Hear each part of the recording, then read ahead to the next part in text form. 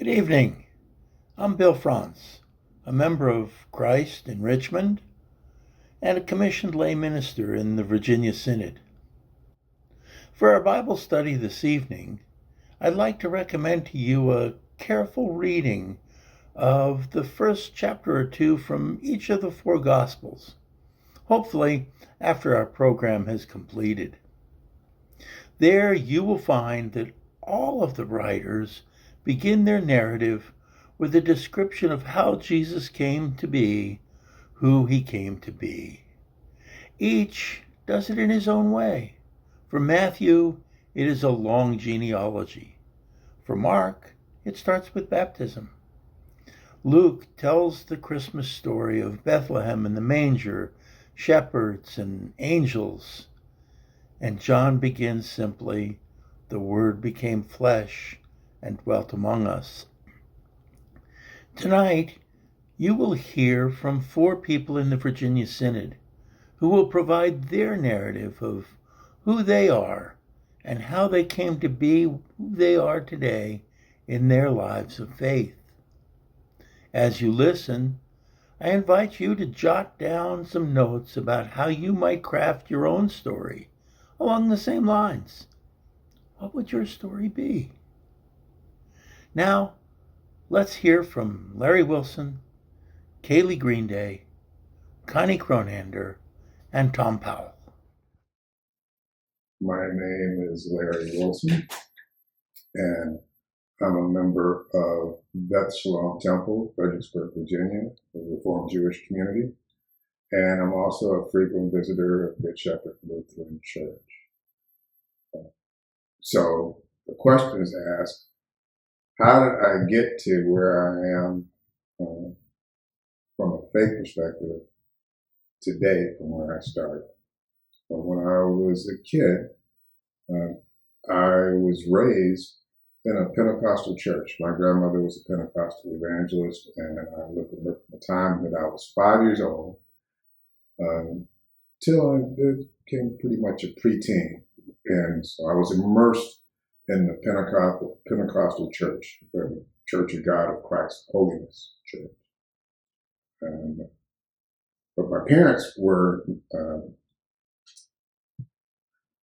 can kind of say my parents were non-religious, or they really didn't have any religious affiliation. So all of the formal religious education that I had ever gotten, I got from my grandmother.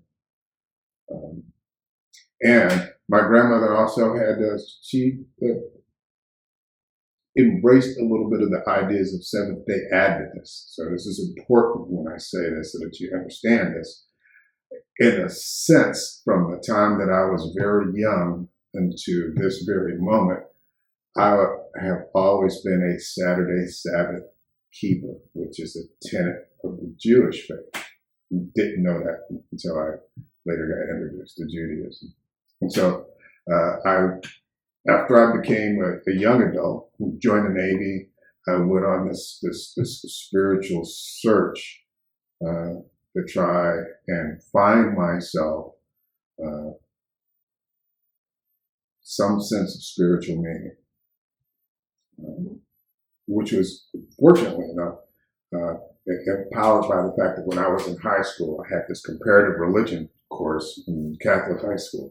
Comparative religion course in Catholic high school that introduced me to all the faiths of the world, but not in a competitive sense, but in a descriptive sense of how these faiths all had unifying ideas towards morality and ethics, and that there was a golden thread of good that went through that. And that kind of carried me through my adult years. So in the Navy, I'm searching and I'm looking and I'm finding, and part of this faith journey led me to many different faiths. I was at one point a participant in the evangelical church, and then the Baptist community and Southern Baptist community, all of which in many cases had some relationship to either the culture that I grew up in or the culture that I was part of, or just the local area that I lived in, because I was still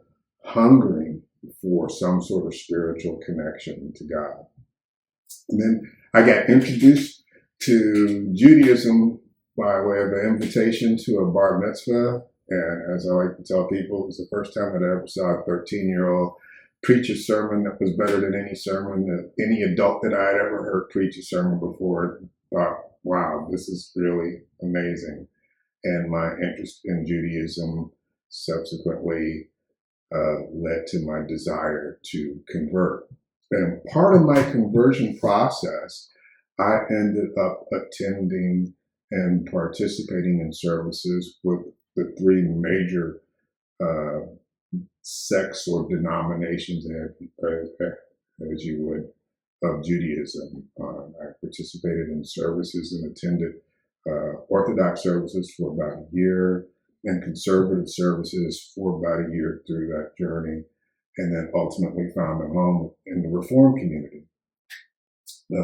For a variety of reasons, but probably the most important one was the sense of community that I found in that process, which then leads to the question, how did I end up involved with the Lutheran Church through Good Shepherd Lutheran?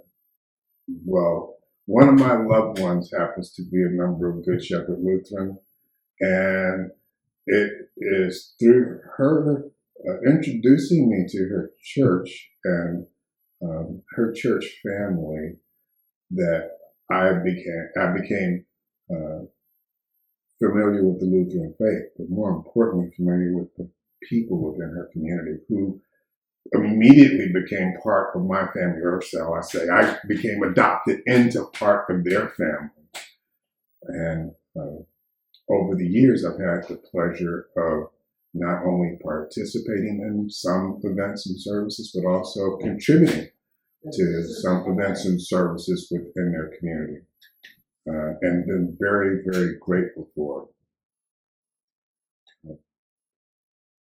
The relationships between both my community and Good Shepherd have served in a really big sense to allow my faith to grow in a way that I hadn't anticipated, with the end result being that not only do I feel comfortable in both places, but I'm able to make my experiences both at Good Shepherd and at Beth Shalom Temple be a benefit to both communities as they have been to me. Hello, everyone. My name is Kaylee Greenday, and I'm a member of Christ Lutheran Church in Richmond, Virginia. How did I get here? I have no idea. But I have tried to jot down a few thoughts and reflections that I'll try to read off of here and reference to try to help answer that question. So like many, my faith began in the home as a child. I grew up in a family of lifelong Lutherans, some ELCA, some Missouri Synod. And so throughout my life, the teachings of Christ were rooted in the theology of Martin Luther. The practices of Sunday services became familiar and comforting, even as I ventured outside of Virginia and interacted with friends and coworkers of varying faith backgrounds.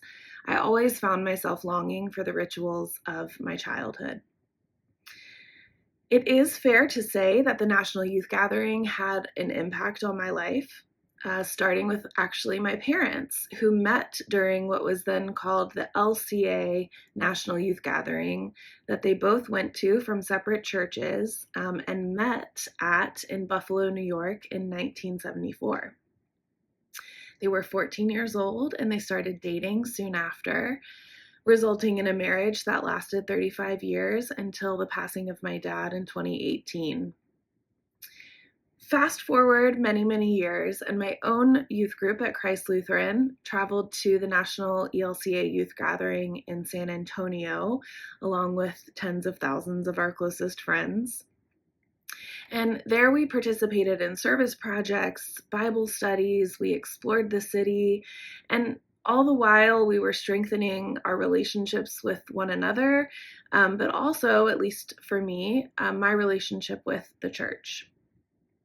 That youth gathering helped put into practice something that we often talk about, but not as often see, at least in my experience, which is that the church lives outside of the walls of our worship building, and it thrives in the streets among our neighbors and our communities. And so after college, when I made the decision to move and live around the country for a number of years, I worked in a job that did not allow me often to get a seat in Sunday service. And while that happened, my faith did not suffer, and nor did I have guilt about it.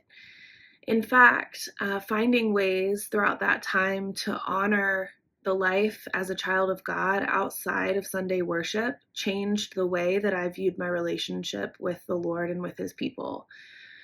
And so when God called me back home to Richmond, Virginia, and indeed it was the Lord's hand that called me back. I did not foresee coming home to Richmond for a number of years, but that's another testimony for another time. I was grateful then to be able to attend Sunday services again in my home church. And having spent some time away from the ritual of Sunday worship, I felt a sort of fire to renew my studies and to participate in the life of the church in a way that I hadn't been able to for some time. Well, that was almost 9 years ago, and in that time, I have had the honor and the privilege of serving as council president during a time of pastoral transition, as well as during the emergence of COVID-19. I led and participated in church faith formation discussions, and I attended a number of what was formerly called the Acts semesters led by the Synod. I've participated in our handbell and chancel choir ministries. I help run our live stream technology. And most recently, I've taken over the role of financial secretary from our longtime member who has retired from that service.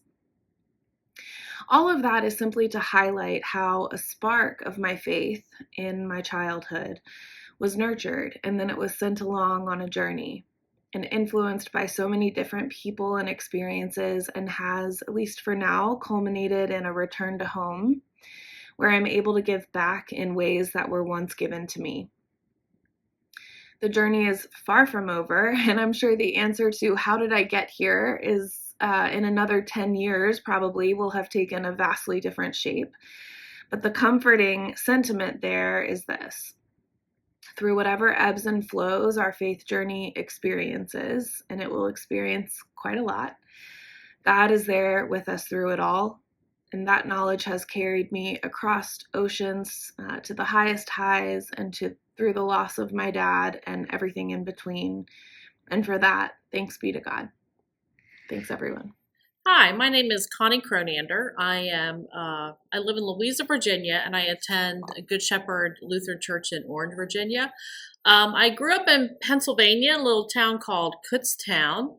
There was a Lutheran church right down the street from our house, and I remember my mom, I think I was probably about first grade, sending me up the street, which would never happen today, but I walked up there to the church and found my Sunday school room. It was a small town, but there were two big, huge Lutheran churches in that town, of course, in Pennsylvania. I got confirmed, did all that kind of good stuff, was in the children's choir, never went on to do any choir stuff after that, but I did do that. The organist at the church was my piano teacher. So I had a pretty strong connection to the church and to my community. And I lived in Kutztown until I went off to college. I went to Mary Washington College in Fredericksburg, Virginia, where I met my future husband while I was there. He was friends with my roommate's brother, and he was from Orange, and so I met him, and that's how I ended up in Orange, coming from Kutztown. And we got married, and it was interesting because he was actually from Pennsylvania as well. He was from the Pittsburgh area, and his father was Lutheran. My last name's Cronander. It's a Swedish, so it's a very, very kind of Lutheran name. My married name anyway. And So it was kind of unusual. I was in the land of Baptists when I came to Virginia, which I never really knew what a Baptist was, but Lutherans were few and far between. And my future husband was actually a Lutheran, which was kind of cool. So we got married in the Lutheran church in Orange and became members. Unfortunately, like a lot of kind of young people our age, kind of church didn't jive with what we wanted to do when we were of that age. But when we had children, then I knew it was important to put my children into church. So I went back to become involved. And one of the key things that happened was I went to a meeting for Vacation Bible School. And one of the members, her name was Carol, who was a very important person in the church and in my life. First thing she did at this meeting was she said, everybody go get a hymnal. I'm just feeling like we need to sing, Blessed Be the Tides That Bind. And that was just like, wow, like here I am in this group of new people I don't really know because I'm just coming back to get involved. And that was the song that she chose for us to sing. And it really just kind of had an important impact on my life. And I felt like this is really where I belong. I became involved in Christian ed because I had these two little kids. And I am a teacher, a high school teacher by trade. And so Sunday school teachers, are hard to come by sometimes. So I got involved in the Christian ed program. And there used to be these conferences that some kind of outside company would hold. And I think I remember going to Waynesboro, whatever it is over there west of Charlottesville, for some church. And it was my first time where they had like an opening worship or closing worship thing. And there were probably like 300 people there and singing praise music, which was something I had never heard before. Like, Lord, I lift your name on high, with 300 people singing that like vigorously, was life-changing for me. It really created a new spiritual connection for me. Like, I really felt like I was talking to God through those songs, because I still don't really pray a lot on my own. Sometimes I do, but I find that I communicate with God more through music, and that just really gave me a new connection. Unfortunately, or fortunately, I don't know which way you think, Good Shepherd was still a very kind of traditional liturgical church, so we didn't get a lot of that music at that time, but I really started pushing for it. And our pastor at the time was very open to that, and her and the organist we had at the time, we really started doing some things that were not very different, but different from just like, setting 1, setting 3, and trying to incorporate some other things for like the offertory response or the post-communicanical or something like that were more contemporary. And then when setting 8 came along, like we all just loved setting 8. Because it had a more contemporary feel. And I actually, within the community of Orange, a group formed that we had a singing group that would come to Orange once a month and do like a contemporary praise worship service. And so for a while, like that really is what I'm going to say kind of kept me going. But that was very important. I participated in that, and Good Shepherd would host that event once a year or something like that, because we were small. We had to have it outside because there would be a large group of people that would attend.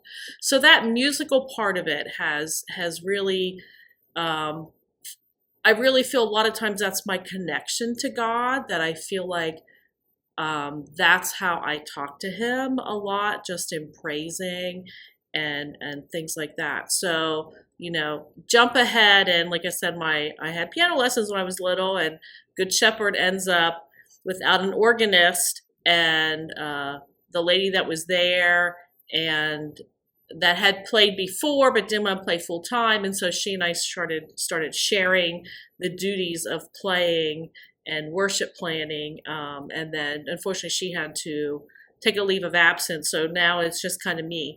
And I do try to incorporate, because some of the people in our congregation do like the more contemporary songs. And I'm not really talking about, like things you hear on the radio, but more out of like the worship and praise book and things. So we do try to incorporate those when I can, when I feel like it's appropriate, because I do know, like I'll hear, if I play one of them as a prelude or something, I'll hear people humming along. So I know they know those songs and they like them as well. So the music has always been a big connector with me to my faith in God. Hello, friends, at the Midwinter Power in the Spirit 2026. What a blessing it is to be able to share with you a little bit about my faith journey. My name is Tom Powell, and I'm lucky enough to be the executive director at Caroline Furnace Lutheran Camp and Retreat Center, your Synod outdoor ministry, one of the two. And we are up in Fort Valley, Virginia. Wow, my faith journey. My Lutheran faith journey really started in 1996 when we moved into our home in Stanton, Virginia. And as the moving truck was backing into our driveway, the next door neighbors, a woman and her husband, came strolling across the yard with a fresh plate of chocolate chip cookies right out of the oven. And wow, you know what they say, Lutherans and their stomach. Yeah, so my wife and I were newly married, second marriages. She was Episcopal and I was Presbyterian, and becoming a Lutheran right then seemed like the right thing to do. We went from there to a small church up in Gore, Virginia, and then to Richmond at Christ the King. And spent a lot of time really active with youth and doing things on the council. And then God called us back to the western part of the state to be here in Fort Valley and work at Caroline Furnace and to just serve others through the youth and the adults, and especially the young adults that come on staff here every summer for around 8 to 10 weeks. Little did I know that God had been preparing me all those years working in the National Guard, working as a government contractor, to come and serve and do this work in outdoor ministry. And it's such a blessing because we get to be where we really want to live in the Shenandoah Valley. And we get to do God's work together. My wife, Leanne, is the food service director here. About 8 or 9 months out of the year, and I get to be here year round and see how God moves through nature and to really help our young people grow and to help guests grow too.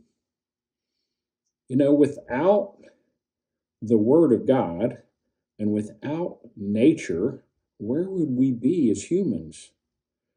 I really think that's a question that I've been personally searching for my entire life, and probably will until I'm taken home into heaven. And maybe this is why Bill Franz asked me to share my own faith story, because I think part of our faith is just continuing to look and listen and feel the power of God moving through us and asking us to do things that sometimes we're uncomfortable doing. If you ever really, really want to search for your faith, you got to take a minute. And it's so easy to take a minute when you're outdoors in nature. As I'm sending this video, it's winter and the wind's blowing, but it's still pretty easy to go outside and hear God in the wind, even in the cold wind. Thanks for taking the time to listen to me. Hopefully you don't think I was babbling too much. And wish we could all be together in Power of the Spirit this winter. You've motivated me by asking me to tell my faith story a little bit. And thank you for listening to me. Blessings and peace to all of you. And know that here at Caroline Furnace, we are continuing to pray for you and the great work that you are doing for our church. Bye-bye, everyone. I hope that you have enjoyed the faith stories from our 4 siblings.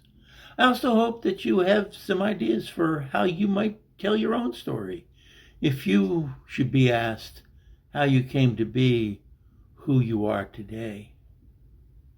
The expression, "if I have seen further, it is by standing on the shoulders of giants," is generally attributed to Isaac Newton. But there are hints that the idea goes back way further in history than that. The 12th century thinker Bernard of Chartres said, "We are dwarves, perched on the shoulders of giants, seeing further." Bernard's thought is captured in the south rose window of the cathedral at Chartres. There are 5 panels below the rose. The central panel is Mary with the infant Jesus. The other 4 depict the 4 gospel writers. Luke, sitting on the shoulders of Jeremiah. Matthew, upon the shoulders of Isaiah. John, held up by Ezekiel. And Mark, atop Daniel. Perhaps you are who you are because of giants who came before you. Perhaps they're giants only to you, not famous prophets like Jeremiah or Isaiah. And you are who you are. Perhaps now is the time for you to be a giant. Someone on whose shoulders another might perch. You can be the uplifter of faith for another. And so I close tonight with these words from Matthew, words spoken at our baptisms. "Let your light so shine before others, so that they might see your good works and glorify your Father in heaven." Good night.